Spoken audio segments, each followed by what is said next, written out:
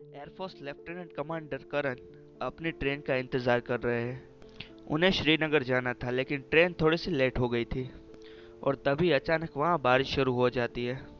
करण को थोड़ी ठंड लग रही थी इसलिए वो चाय पीने चला जाता है और तभी अचानक उसे एक कॉल आता है और सामने से एक आवाज आती है, वालेकुम अस्सलाम करण मियाँ, पाकिस्तान की तरफ से हिंदुस्तान को कल एक तोहफा मिलने वाला है। ये कॉल किसने किया था, क्यों किया था, क्या कोई करण के साथ मजाक कर रहा था? ये जानने के लिए आज की स्टोरी पूरी सुने और हाँ, अपनी कुर्सी की पेटी बांध लीजिएगा क्योंकि मौसम बिगड़ने वाला है।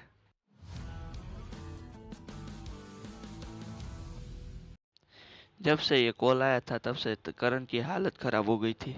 उसे पता ही नहीं लग रहा था कि वो कॉल उसे ही क्यों आया। उसने अपने सीनियर्स को फोन करके बताया कि उसके साथ ऐसा हुआ है, लेकिन उन लोगों के पास भी ऐसी कोई इन्फॉर्मेशन आई ही नहीं थी। करण को भी लगने लगा था कि कोई उसके साथ मजाक कर रहा है, लेकिन ऐसा मजाक कौन कर सकता है। अगले दिन 26 जनवरी थी। रात के 12 बज चुके थे।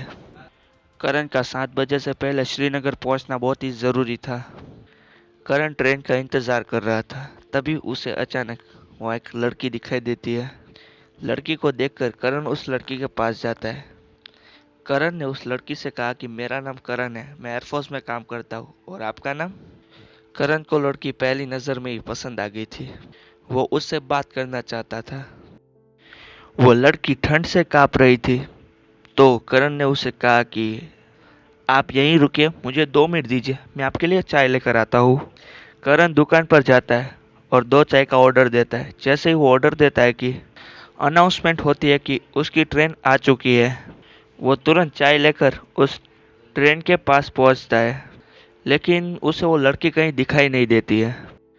करण ने आसपास सर जगह देखा लेकिन उसे वो लड़की मिली ही नहीं, और थक कर और निराश होकर वो अपनी ट्रेन में बैठ जाता है। लेकिन ट्रेन के वो पूरे सफर के दौरान वो उस लड़की के बारे में ही सोच रहा था, जिसका उसे नाम भी नहीं पता था। ऐसा नहीं था कि उसने उससे ज्यादा खूबसूरत लड़की नहीं देखी थी, लेकिन पता नहीं क्यों वो उसके बारे में ही सोच रहा था। सुबह ट्रेन 6 बजे श्रीनगर पहुंच चुकी थी। ठीक 7 बजे करण एयरफोर्स हेडक्वार्टर्स पहुंच गया था, जहां वो अपने सीनियर्स और अपने टीम के बाकी लोगों से मिलता है और 26 जनवरी का प्रोग्राम चालू हो जाता है। 26 जनवरी का प्रोग्राम बहुत ही अच्छे से हो गया और रात को करण अपनी बाइक पे अपने घर की ओर बढ़ रहा था। रास्ते में उसे वही लड़की दिखाई देती है जो उससे स्टेशन पर मिली थी। जनवरी से जुलाई का महीना आ चुका था, लेकिन करण अभी भी उस लड़की के बारे में सोच रहा था। पता नहीं वो उसे भूल ही नहीं पा रहा था।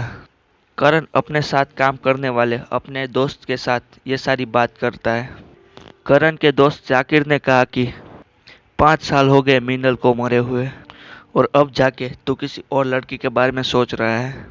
मीनल का नाम सुनते ही करण की आंखों में आंसू आ जाते हैं।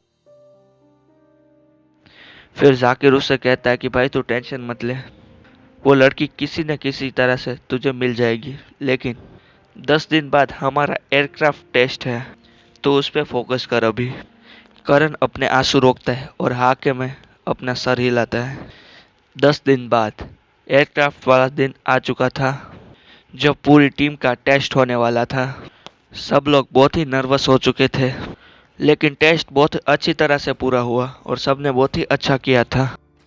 टेस्ट खत्म होने के बाद करण अपने सीनियर से परमिशन लेकर अपने घर की ओर जाता है। करण अपनी बाइक पर बैठकर अपने घर की ओर जा रहा था और रास्ते में वो क्या देखता है कि उसे वो वही लड़की दिखाई देती है जो उसे स्टेशन पर दिखी थी। वो अपनी बाइक रोकता है और तुरंत ही उस लड़की के पास जाता है और उससे पूछता है, अरे कहाँ थी तुम, कितने दिन से तुम्हें ढूंढ रहा था, अचानक गायब भी हो गई और कहा भी नहीं कि कहाँ गई हो तुम। लेकिन वो लड़की कुछ बोलती नहीं है, तो करण उससे कहता है कि हेलो, मैं तुमसे बात कर रहा हूँ यार, कहाँ ध्यान है तुम्हारा। वो लड़की थोड़ा सा डर जाती है और कहती है कि आप कौन है? करण कहता है, क्या, तुम मुझे नहीं जानती? हम लोग रेलवे स्टेशन पर मिले थे, मैं तुम्हारे लिए चाय लेने गया था और तुम गायब हो गई थी उस दिन। वो लड़की करण से दूर चली जाती है और कहती है कि आप दूर रहिए मुझसे, मैं आपको नहीं जानती हूँ।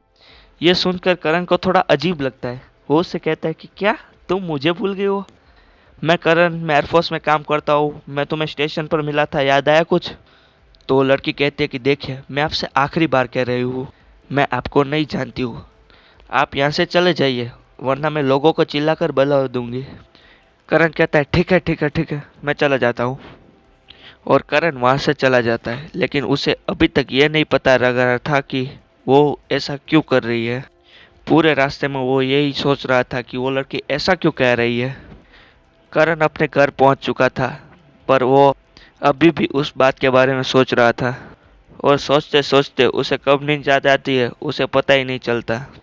अगले दिन वो उठता है, तैयार होता है और अपना ब्रेकफास्ट करने के लिए डाइनिंग टेबल पर बैठता है। वो नाश्ता कर ही रहा था, तभी अचानक उसके टेलीफोन की घंटी बजी। करण फोन उठाता है। सामने से एक आवाज आती है, हेलो करण, मैं मीनल बोल रही हूँ। इतना सुनते ही करण के हाथ से टेलीफोन गिर जाता है। मीनल, मीनल तो मर गई थी। क्या सच में फोन पर मीनल ही थी? कौन है मीनल और वो कैसे मरी? वो स्टेशन वाली लड़की कौन है? वो दोबारा करण को मिलेगी कि नहीं मिलेगी? इन सारे सवालों के जवाब मिलेंगे अगले पार्ट में। पार्ट 2 के लिए फटाफट से वीडियो को लाइक कीजिए और कमेंट में लिखिए पार्ट 2। और हाँ, चैनल को सब्सक्राइब भी कर देना, क्योंकि पार्ट 2 में बहुत सारे राज खुलने वाले हैं। सो जल्द मिलते हैं। Good bye and stay tune.